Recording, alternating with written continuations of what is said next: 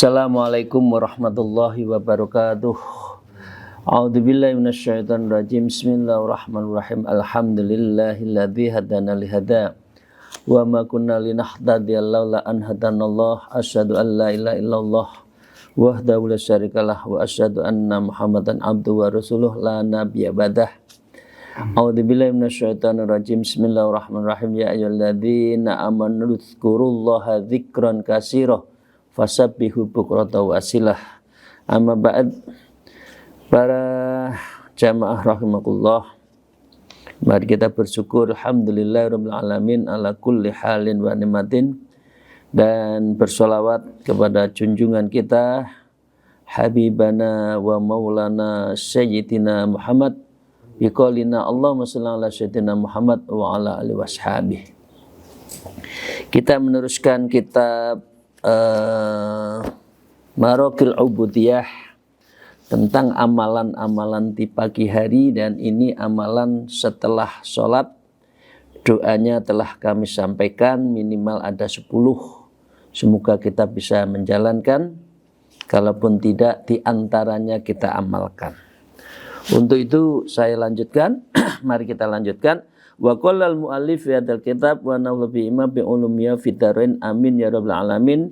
A'udzubillahi minasyaitonir rajim. Bismillahirrahmanirrahim. Tsumma qala al-musannif. Kemudian Imam Ghazali mengatakan wa in qara'tal musabbi'atil asyaratil lati adahal khadiru alaihi salam illa Ibrahimit taimini. Amalan-amalan tadi sebanyak itu sebaiknya 7 kali akan 10 kalimat. Nah, 10 kalimat ayat-ayat yang ada yang akan kita baca, yang akan kita bahas setelah ini.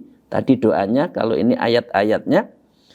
Ini adalah kalimatnya Nabi Khidir yang dihadiahkan kepada Sayyidina Ibrahim At-Taimi.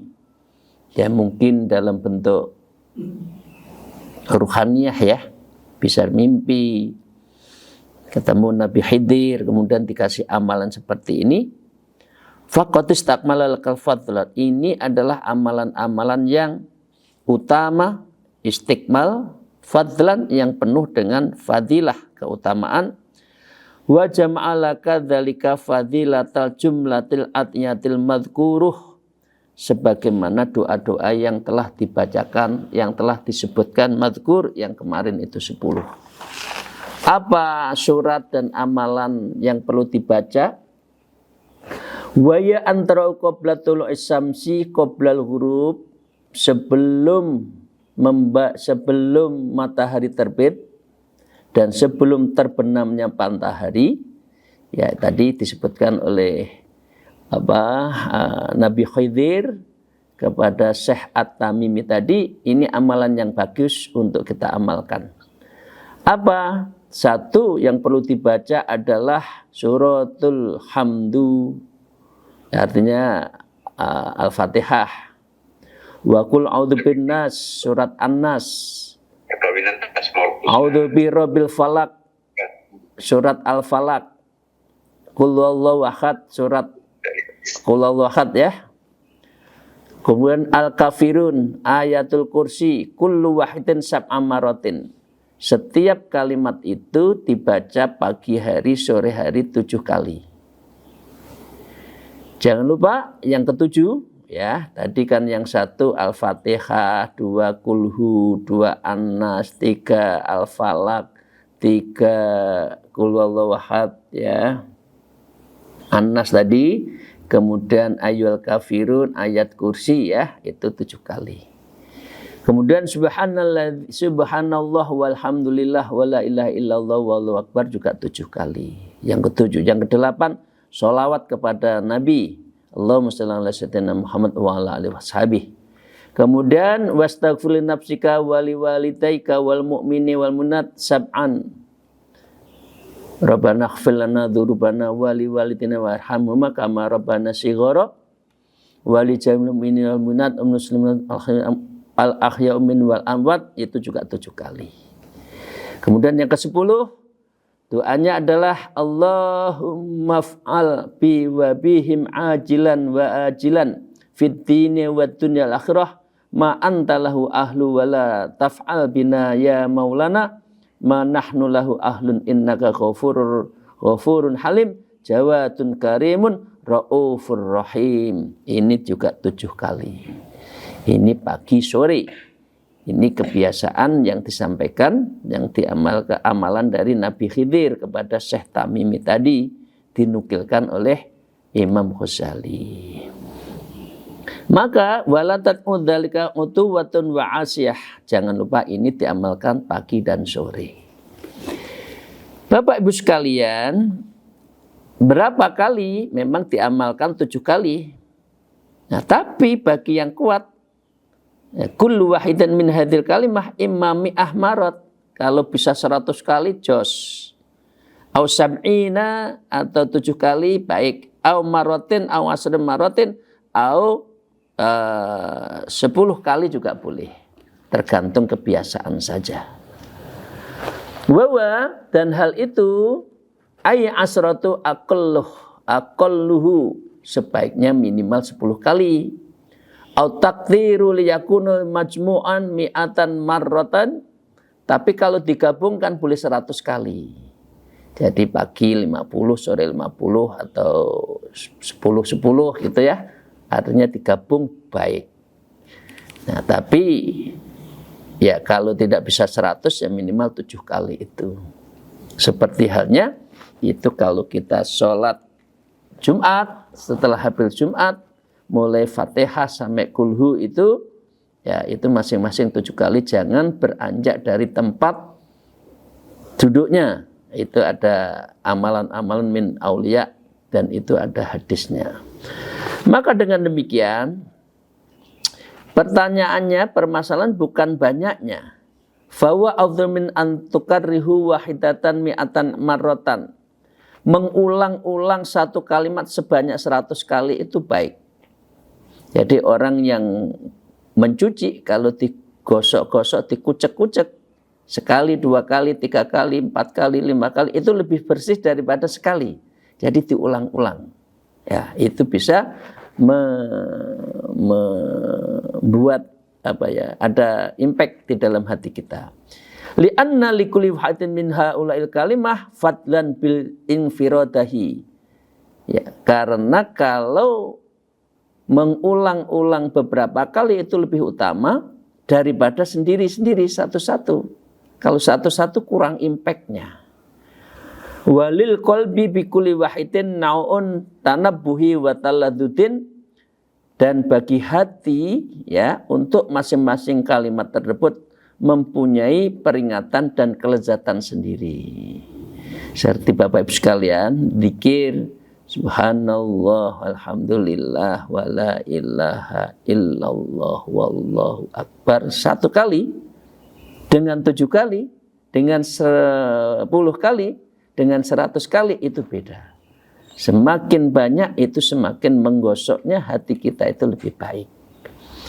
Maka dengan demikian walin nafsi fil iftiqali min kalimati ila kalimatin, dan bagi jiwa dalam perpindahan satu kalimat ke kalimat yang lain, istirahah itu merupakan ada kenyamanan, kelegaan di dalam hati, wa amnun, dan dia merasa aman minal mali, dari kebosanan.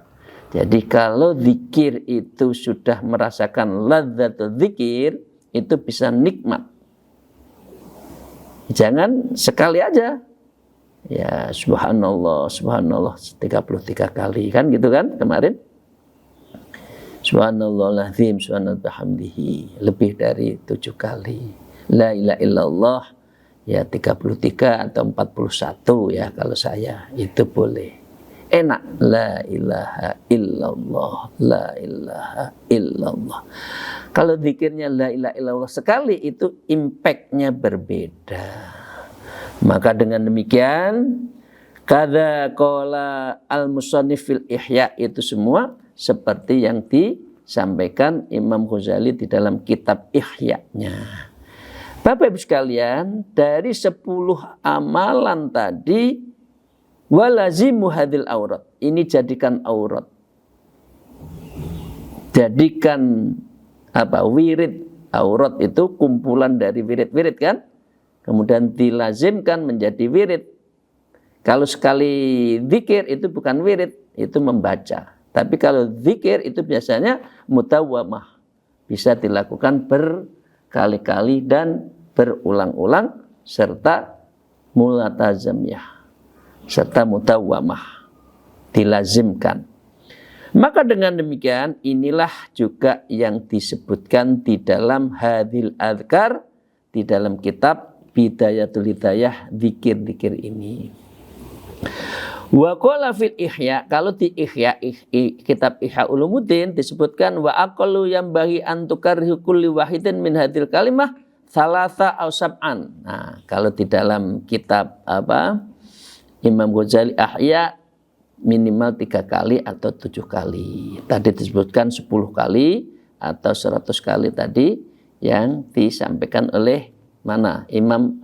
Oleh Nabi Khidir tadi ya, yang kepada Syekh Tamimi tadi. Wa aktsaru mi'atu wa sam'unan, atau paling banyak boleh 100 kali atau 7 kali. Au asatun asrun, yang tengah-tengahnya itu menurut Imam Ghazali 10 ya. Wa fadlul aktsaril aktsar, yang terbaik adalah yang terbanyak. Nah, artinya tidak terbatas. Wa ausatu an tukarriha asrun marrah, yang tengah-tengah itu adalah 10. Fa wa ajdu bi an tudawimi alaihi, karena itu lebih pantas dengan kamu melanggengkan atasnya. Khairul umuri auduha au adwamuha wa ingqalla, sebaik-baik perkara adalah yang paling baik langgengnya, wa ingqalla, meskipun sedikit. Jadi 10 amalan itu sebagian besar kita amalkan ketika setiap akad pahing itu ya, itu saya sampaikan kepada jamaah dan itu dilanggengkan. Ya, sebagian sudah kita amalkan. Bapak sekalian, wa kulli dhifatin wa la yumkinul muwadzabatu ala katsiriha, dan setiap tugas tidak mungkin merutinkan secara banyaknya, ya, banyaknya. Fa qaliluha ma'al mutawah afdal, maka yang mutawam, yang melazimkan, yang membiasakan itu lebih afdal meskipun sedikit. Faqalil wa asyadu ta'thiru fil qalbi, dan lebih kuat pengaruhnya di dalam hati.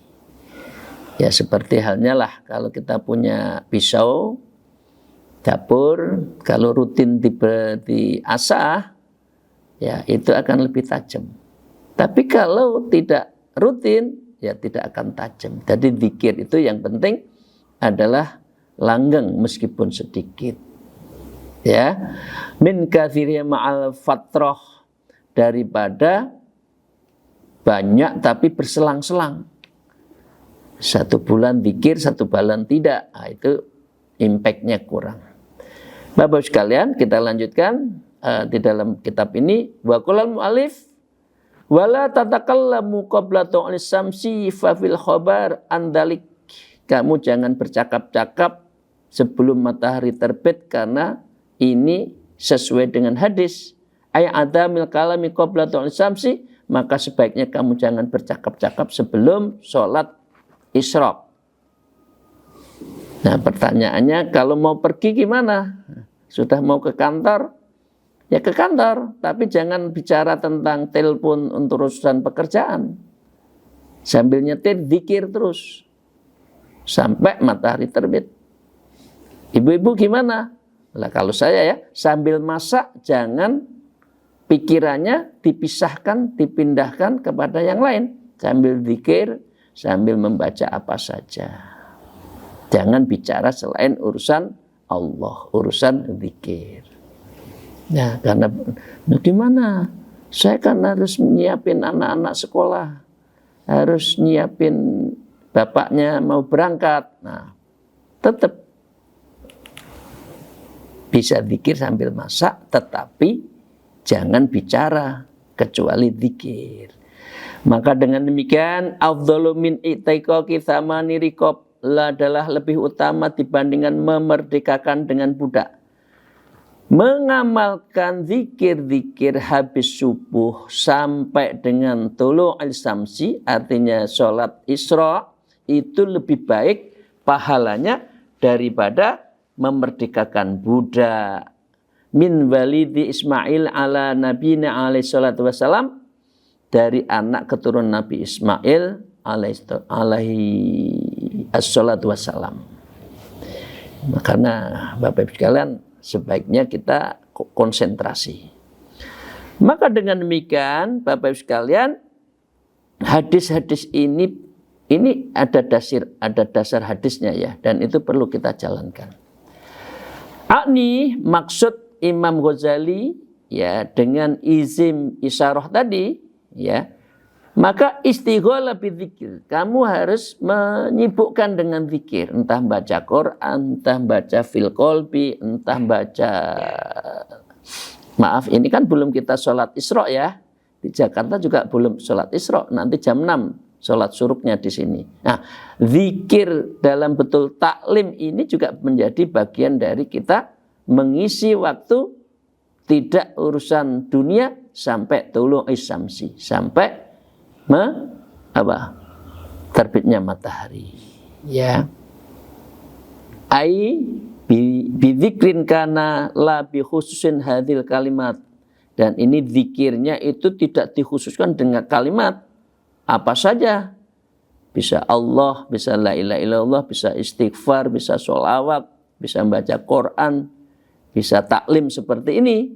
Ila ta'ul samsi min khairi ayyatahallalahu, sampai terbit matahari dengan tanpa diselingi, yaitu zikir itu oleh apa? Oleh al-kalamun, dengan selingan kata-kata. Jadi Bapak Ibu sekalian jaga, ini baik sekali ya. Saat-saat doa yang mustajab itu adalah sebelum habis subuh sampai sebelum matahari terbit. Bapak Ibu sekalian, Imam Ghazali dan Syekh Nawawi ini kemudian menukil hadis. Faqad qala sallallahu alaihi wasallam, telah bersabda Rasulullah sallallahu alaihi wasallam, la an aqmuda fi majlisin adzkurullahi ta'ala fihi, karena pastilah saya duduk di tempat saya sambil saya berzikir pada Allah di situ ya, min sholatil ghadawati, mulai dari sholat subuh ila tu'is samsi, sampai matahari terbit. Itu apa? Ahabbu ilayya min an uknika arba'i riqab, itu lebih baik daripada saya memerdekakan budak. Sabda Rasulullah.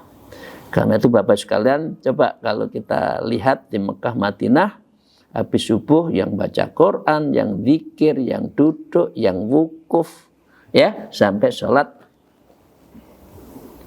Isra, syukur-syukur nunggu sholat duha, baru pulang ke pemondokan. Kalau kita di masjid, kalau di Mekah Madinah kan, sambil pulang membeli teh, berapa itu ya, 3 rial atau 2 rial itu ya, sambil beli kebab 1, nah itu sudah sarapan. Nah biasanya itu setelah sholat subuh tidak melakukan apapun kecuali zikir, baca Quran. Di dalam hadis lain juga disebutkan, ruya anna Rasulullah sallallahu alaihi wasallam qol, innallaha ta'ala qol ya ibnu adam udhkurni ba'da sholatil fajri sa'atan. Wahai anak Adam, berzikirlah kepadaku setelah sholat fajar 1 jam. Ya memang plus minus 1 jam. Subuh ke sholat Isra itu 1 jam. Ba'da sholatil asr, sebaiknya habis sholat asar juga zikir 1 jam. Akafuka ma bainahuma, maka kami akan jaga di antara 2 sholat itu. Jadi mulai asar sampai subuh, subuh sampai asar, Allah selalu menjaga kita. Ini di dalam kitab Ihya Ulumuddin.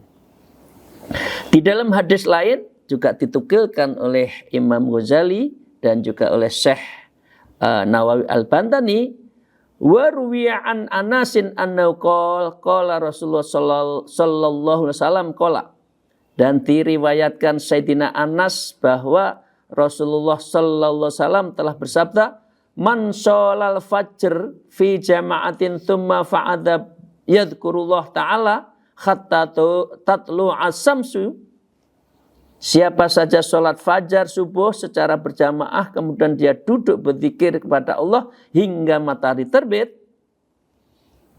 ya, thumma sholat rakaataini, kemudian Anda sholat rakaataini, nah ini artinya sholat Isra, kanat ka ajri hajjatan wa umrotan tammatin,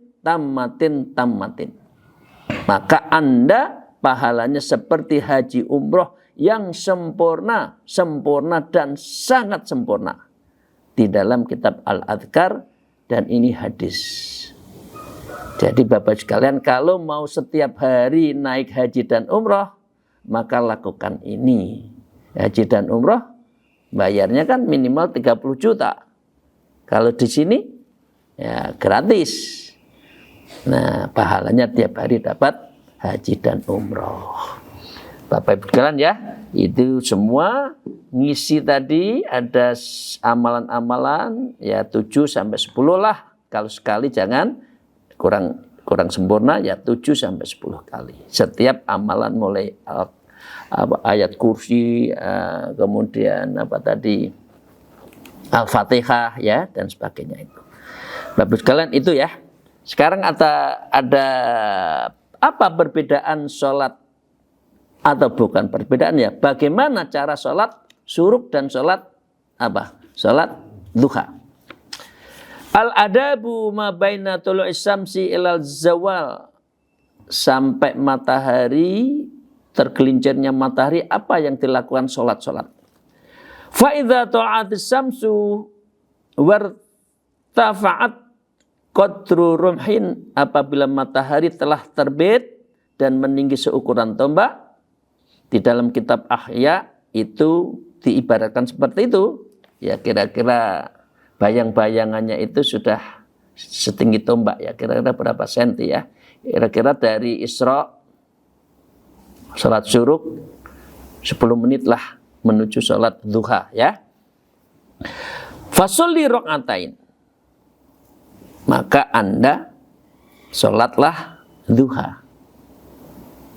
Ya, artinya begitu matahari terbit sudah utuh, ya bukan muntup-muntup. Kalau muntup-muntup itu tidak boleh sholat ya, menjelang matahari itu sudah utuh, ya maka sholat syuruk.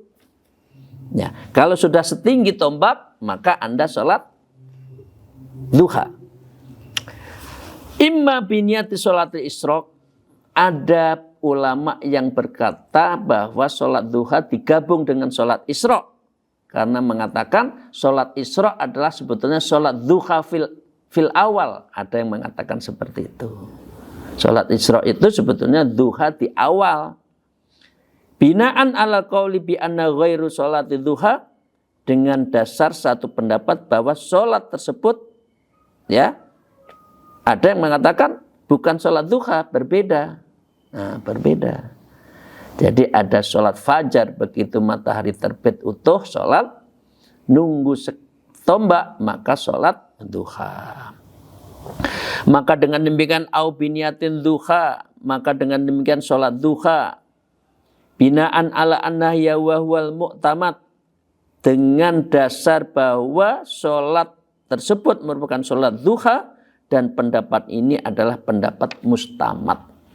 Jadi mustamad itu adalah yang menjadi pegangan, artinya dua. Begitu matahari terbit utuh, itu sholat isyraq, syuruk, yang pahalanya tadi haji dan umroh tamam. Nah, begitu setinggi tombak, jangan lupa sholat duha. Berapa kali sholat duha? Karena sholat duha situn rok'ataini fi waktain. Nah, Sayyidina Ali mengatakan bahwa Rasulullah sholat duha itu 6 rakaat dalam 2 waktu. 6 rakaat. Ya. Idza asraqta syamsu wartafat qama sallallahu sholli rakaatain, maka ketika matahari mulai bersinar dan meninggi, maka sholat 2 rakaat. Pendek kata, Bapak Ibu sekalian, sholat duha itu ya minimal 2 rakaat, tapi yang afdol itu jangan sampai kurang 2 salam. Bahkan lebih dari itu boleh, itu lebih baik. Ya kayak Bapak gini, ini maaf saya mengibaratkan, kalau saya salah minta maaf. Kalau hanya 2 rakaat itu panjenengan minta Allah, ya Allah saya minta, tapi posisinya ada di teras. Tapi kalau 2 rakaat, 2 salam itu sudah di dalam rumah. Kalau lebih dari itu kayak seperti Rasulullah, ya 8 rakaat, 4 salam, maka itu seperti mohon dari Allah dari ruang keluarga. Ini ibaratnya gitu ya. Wadzalika ayyufila rakaatain, pelaksanaan 2 rakaat ketika telah hilang waktu atau yang dilarang tadi, yaitu untuk sholat. Maka dengan demikian, jika fa'innaha ay sholatim makruhan, maka kalau sholat pas jelang matahari terbit itu dilarang. Fa'idha adha, maka apabila telah tampak siang hari, artinya sudah tinggi 1 tombak tadi, maka sholatlah duha 4 atau 6 atau 8. Fasolli sholatan duha arba'an au sitan au thamaniyah. Ya, sebaiknya itu minimal 4 rakaat, artinya 2 salam. Wa ya afdaluha wa aktsaruha alal mu'tamadin, dan 8 rakaat adalah yang sholat duha yang paling utama, sholat duha yang paling banyak, dan ini yang paling baik. Ya, Bapak sekalian monggo pilih yang mana. Ya, 2 minimal lah 2 salam. 3 salam bagus, 4 salam sangat bagus. Masna masak, tapi ke sholatnya adalah 2 rakaat, bukan 4 langsung salam, tidak. Masna, 2 rakaat. Aisalim, kemudian ucapan salam. Setiap kullu rakaatain wa afdal, itu lebih utama. Bapak Ibu sekalian yang saya hormati, pendapat ini ya, pendapat ini oleh Imam Suyuti juga menyatakan seperti itu. Imam Suyuti mengatakan setelah Al-Fatihah, rakaat pertama as-samsu was-samsu. Kemudian ayat kedua adalah ad-duha. Nah, bacaannya suratnya ad-duha. Wa tabi'uhu ala dzalika Ibnu Hajar, dan beliau juga diikuti oleh Ibnu Hajar. Kalau Imam Romli, iktimatun anu yaqra fi rakaatil ulal kafirun. Yang pertama kafirun, yang kedua adalah surat Ikhlas, pendek. Ya, kafirun, Ikhlas. Ada dalilnya. Kalau as-samsu wa duha itu adalah ikut Imam As-Suyuti dan Imam Ibnu Hajar. Kalau al-kafirun dan kulhu ada yang diikuti Imam Romli. Wa ja'u dzalika fi kulli raka'atin minha, dan tersebut dikerjakan setiap 2 rakaat. 2 rakaat salam. Faqat nukilat hadil adau kulluha an Rasulullah sallam, dan karena itu semua dikutip dari hadis Rasulullah SAW. Apa hadisnya? Kama qalat Ummi Hani sallallahu alaihi wasallam, seperti yang disampaikan Sayyidatina Ummi Hani, sallan Nabi sallallahu alaihi wasallam subhanata adzuha thamanin raqatin yusallimu min kulli raqatani wa ra'ahu Abu Dawud. Nabi sholat sunat duha 8 rakaat, beliau salam dari setiap 2 rakaat. Ini seperti yang dirawatkan dalam hadis riwayat dari Imam Abu Dawud. Demikian, terima kasih Bapak sekalian. Jadi amalan-amalan kita sudah sampaikan setelah subuh sampai dengan sholat syuruk sampai dengan sholat duha. Semoga Allah memberikan keentengan hati kita, keentengan diri kita, kita sehat sehingga bisa mengamalkan ini secara mudawamah dan kita lazimkan dan kita langgengkan karena itu lebih berimpak.